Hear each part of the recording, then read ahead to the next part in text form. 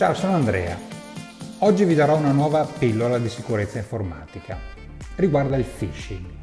Il phishing è quel tentativo di far abboccare, da cui la parola phishing, un malcapitato per pescare i suoi dati riservati. Di fatto si tratta di un'attività di ingegneria sociale.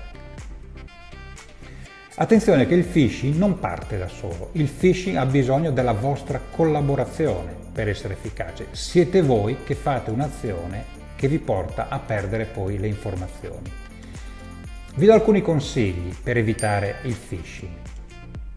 Vi arriva una comunicazione, ad esempio un'email, nel quale il mittente è per voi sconosciuto oppure non si è identificato e quindi è anonimo? Diffidate.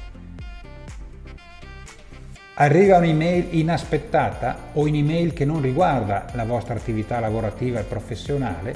Diffidate.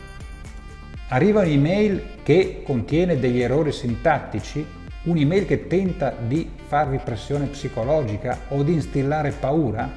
Diffidate. Ho concluso la mia pillola di oggi. Un saluto da Andrea.